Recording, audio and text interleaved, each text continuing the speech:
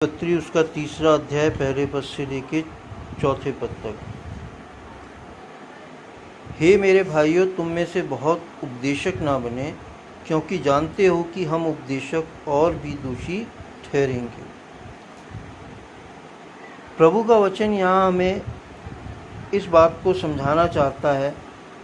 क्योंकि हम अगर थोड़ा भी प्रभु में भरोसा और विश्वास रखते हैं तो हमारा यही मन करता है कि हम भी औरों को अपने विश्वास से संबंधित प्रभु के बारे में बहुत कुछ बताएं और समझाएं, है ना।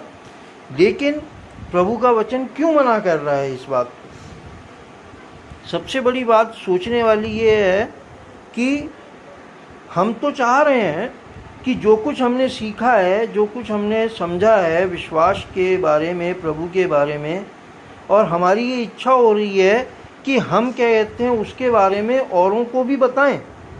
लेकिन प्रभु का वचन क्या कह रहा है कि तुम में से बहुतेरे उपदेशक ना बने, क्योंकि जानते हो कि हम उपदेशक और भी दोषी ठहरेंगे। क्यों? कारण उसके नीचे हमें दूसरे पद में मिलता है, इसलिए कि हम सब बहुत बार चूक जाते हैं। जो कोई वचन में नहीं चूकता वही तो सिद्ध मनुष्य है और सारी देह पर भी लगाम लगा सकता है। उपदेशक को क्या होना चाहिए? हमने तीमुथियुस की पत्री में पढ़ा था कि उपदेशक में क्या क्या गुण होने चाहिए। सबसे बड़ा गुण यही बताया गया था कि उसमें कि जितेंद्रिय हो, यानी कि अपनी इंद्रियों को वश में करने वाला हो। हमारी इंद्रियां क्या हैं? हमारी आँखें हैं, हमारे कान, हमारा मुंह, हमारे हाथ पैर, हमारा मन, हमारी बुद्धि, हमारी सोच, हमारी समझ, ये सब क्या है कि हमारी इंद्रियां हैं। क्यों? क्योंकि इनके द्वारा हम बहुत कुछ चीज़ों को सोचते, समझते और करते हैं। कई बार ऐसा होता है कि हम अपने मन पे काबू नहीं कर पाते हैं। हम बैठे दुआ में हैं लेकिन मन हमारा कहीं जा रहा है। हम अपने मन को वश में नहीं कर पा रहे हैं। कई बार हम बैठे हैं एक बहुत अच्छे माहौल में और हमारी आंखें क्या कहते हैं किसी गलत रास्ते पे चली जा रही हैं, स्त्रियों की पुरुषों की तरफ, पुरुषों की स्त्रियों की तरफ, हैं, तो वो भी हमारा ठीक नहीं है। कई बार क्या होता है कि हम अपने कानों को ऐसे बातों में लगा लेते हैं, ठट्टेबाजी की बातों में, मजाकबाजी की बातों में, जबकि प्रभु का वचन कहता है कि तुम ठट्टे करने वाले मत बनो। क्यों? क्योंकि ठट्टा करने से क्या होता है कि किसी का हम मजाक उड़ाते हैं, है ना। तो परमेश्वर पिता चाहता है कि हम ऐसे ना बने। कई बार क्या होता है कि हम अपने को ये तो कहते हैं कि हम इस रास्ते पे नहीं जाएंगे या हम ये गलत काम अपने हाथों से नहीं करेंगे, लेकिन हम क्या है वही गलत रास्ते पे अपने पैरों से चलते हैं और वही गलत काम अपने हाथों से भी कर बैठते हैं। और कई बार क्या होता है कि जहाँ हमें प्रभु के वचन के अनुसार बोलना या चुप रहना चाहिए, वहाँ हम ना बोल पाते हैं और ना अपने आप को चुप रख पाते हैं।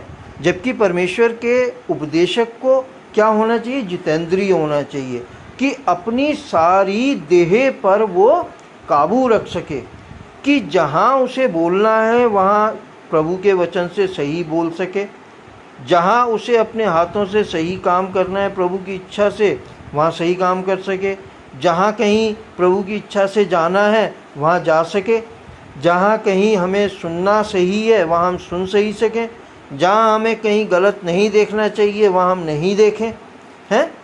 तो बहुत सी बार क्या होता है कि हम अपनी इन इंद्रियों पर काबू नहीं कर पाते हैं। तो प्रभु का वचन बताता है कि ऐसा जब हम करते हैं तो हमारा कोई अधिकार नहीं रह जाता कि हम उपदेशक बन सकें। क्योंकि उपदेशक क्या होता है? एक नमूना होता है। प्रभु का एक क्या है? वो नमूना है। प्रभु का एक क्या है? वो एक छवि है, वो कि प्रभु का स्वरूप उसके अंदर झलकना चाहिए, प्रभु का एक जिसे कहना चाहिए मन उसके अंदर दिखाई पड़ना चाहिए। उसके मन में सबके प्रति प्रेम होना चाहिए, उसके मन में सबके प्रति दया होनी चाहिए, उसके मन में ऐसा होना चाहिए कि वो जो कुछ शैतान गलत मन में डाले उसको निगलेक्ट कर सके, उसके पीछे ना चलने वाला हो कि शैतान के पीछे चला जाए मन की सोच के अनुसार, या अपने पैरों से ऐसे रास्ते पे चला जाए, या अपने हाथों से वो काम करे, या अपना बहुत कुछ ऐसा करे जो परमेश्वर को नहीं भाता है ना। लेकिन प्रभु के उपदेशक को क्या होना चाहिए कि ऐसा होना चाहिए कि जो कुछ प्रभु को भाता है वो काम वो कर सके। तो प्रभु का वचन बताता है कि तुम में से बहुतेरे उपदेशक ना बने, क्योंकि हम उपदेशक और भी दोषी ठहरेंगे। क्यों ठहरेंगे? क्योंकि हम बता तो रहे हैं सबको कि भाई तुम ऐसे चलो, ऐसे बनो, ऐसे बोलो, ऐसे सुनो, ऐसे समझो, लेकिन क्या हम दूसरों को तो शिक्षा दे रहे हैं, लेकिन हम स्वयं वैसे नहीं बन पा रहे हैं।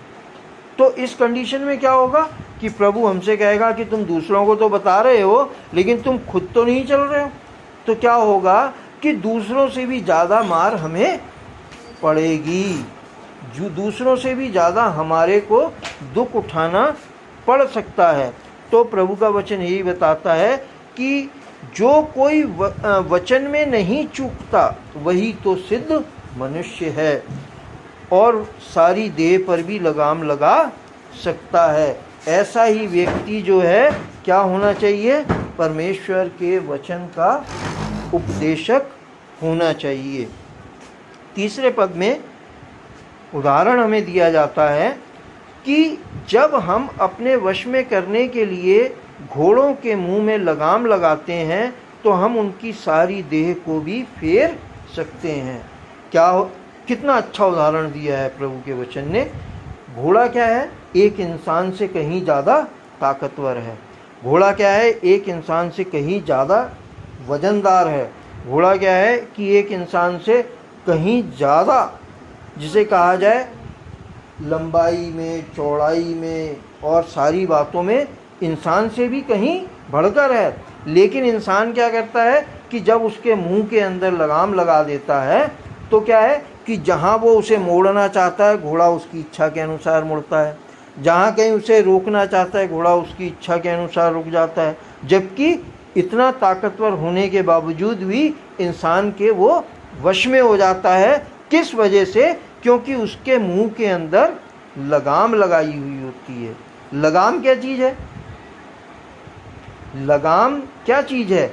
लगाम क्या है कि एक तरीके का एक लोहे का एक शिकंजा होता है जो घोड़े के मुंह में डाल दिया जाता है कि जैसे ही उसका सवार उसको खींचता है तो उसको वहाँ दर्द होता है, ठीक, और उस दर्द के कारण वो खट से वहीं से मुड़ जाता है। वो समझ जाता है कि मेरा मालिक मुझे यहाँ मोड़ना चाह रहा है।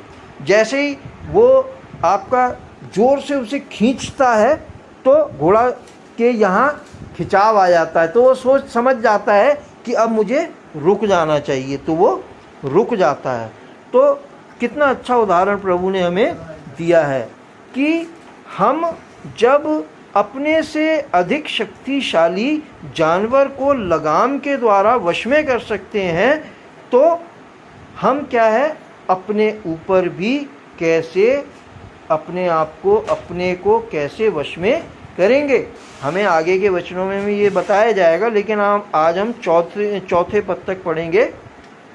दूसरा उदाहरण और देता है प्रभु का वचन हमें कि देखो, चौथे पद में, देखो जहाज भी यद्यपि ऐसे बड़े होते हैं और प्रचंड वायु से चलाए जाते हैं तो भी एक छोटी सी पतवार के द्वारा मांझी की इच्छा के अनुसार घुमाए जाते हैं। कितने बड़े बड़े जहाज होते हैं कि एक एक जहाज में कहते हैं सैकड़ों इंसान कहते हैं सफ़र करते हैं, कुंटलों वजन उनके ऊपर लाद के ले जाया जाता है और बहुत तेज़ हवाओं से वो चलाए जाते हैं। लेकिन क्या, उनके भी पीछे की साइड में एक पतवार बना होता है, ठीक, और उस पतवार के ज़रिए से क्या होता है कि जो उसका ड्राइवर मांझी होता है वो जहाँ मोड़ना चाहता है वो इतने बड़े जहाज को मोड़ देता है। ठीक, जहाँ रोकना चाहता है वो उस जहाज को वहाँ रोक देता है।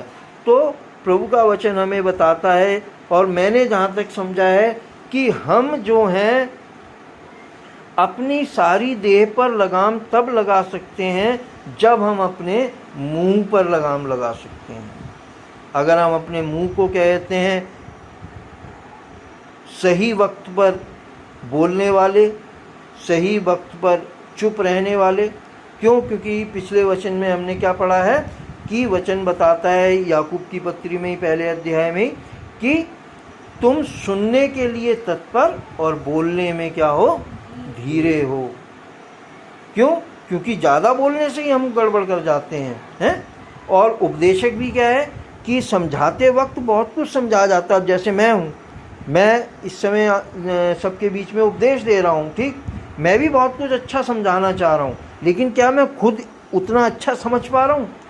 मैं दूसरों को समझा रहा हूँ, तुम सभी को, कि भाई इस बात को हमें परमेश्वर के वचन में ऐसे चलना चाहिए। क्या? क्योंकि तुम लोग शायद ना जानते हो, नहीं देख पाते हो, लेकिन प्रभु तो मुझे देखता रहता है हर समय। तो क्या प्रभु देख रहा है? क्या प्रभु समझ रहा है? प्रभु समझता है कि मैं कैसा चल रहा हूँ, या मेरा मन क्या सोचता है, या मेरी जीभ क्या बोलती है, या मेरे पाँव कहाँ जाते हैं, या मेरे हाथ क्या काम करते हैं।